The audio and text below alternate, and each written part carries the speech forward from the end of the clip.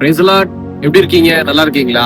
இந்த நாளிலும் கூட பாருங்க, ஒரு அருமையான வசனத்தோடு உங்களை சந்திக்க வந்திருக்கிறேன்.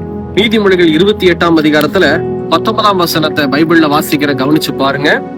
தன் நிலத்தை பயிரிடுகிறவன் ஆகாரத்தால் திருப்தி ஆவான், வீணரை பின்பற்றுகிறவனோ வறுமையால் நிறைந்திருப்பான். பாத்தீங்களா? அப்ப வறுமை நமக்கு எப்போ வருது அப்படின்னா, வீணா நம்ம டைம் ஸ்பெண்ட் பண்ணும் போதுதான். நம்முடைய ஆசீர்வாதம் எங்க இருக்கு? கர்த்தர் நமக்கு ஒரு நல்ல நிலத்தை கொடுத்திருக்கிறார். அந்த நிலம் தான் வேலை.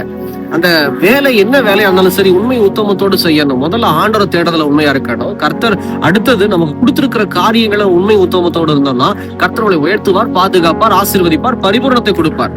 அதை விட்டுட்டு நம்ம வீணா சுத்திக்கிட்டு இருக்கிறதோ, இல்ல வீணா போனை பார்த்துக்கிட்டு இருக்கிறதோ, வீணா உட்காந்து அதாவது டைம் வேஸ்ட் பண்றோம் அப்படின்னா கர்த்தரால் ஆசீர்வதிக்கவே முடியாது. இன்னும் சொல்ல போனா ஒரு சில பேரு வீணா சுத்திட்டு இருக்கவங்களோடய சுத்திட்டு இருப்பாங்க. பந்தா பண்ணிக்கிட்டும் கெத்த காமிச்சிட்டும் இருக்கவங்களுடைய டைம் ஸ்பெண்ட் பண்ணிட்டு இருப்பாங்க. தவறு, மனம் திரும்புங்க. இப்படிப்பட்ட நபர்கள் வறுமையை தான் பார்ப்பீங்க. கர்த்தரால உங்களை ஆசீர்வதிக்கவே முடியாது. ஏன்னா வசனம் அப்படியே சொல்லுகிறது, வீணரோடு கலவாதிருங்கள்.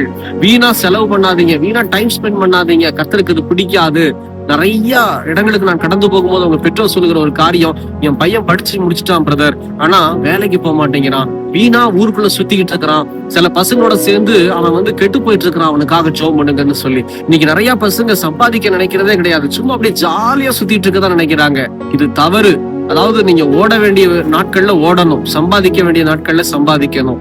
வீணா டைம் ஸ்பெண்ட் பண்ணாதீங்க. அப்படிப்பட்ட நபரை கர்த்தரால் ஆசீர்வதிக்க முடியாது. நீங்கள் பரிபூரணத்தை எதிர்பார்க்க முடியாது. இந்த வீடியோ தொடர்ச்சி பாருங்க, எங்களுக்காக ஜெபித்துக் கொள்ளுங்கள். கர்த்தருடைய ஆசீர்வதிப்பாராக. God bless you.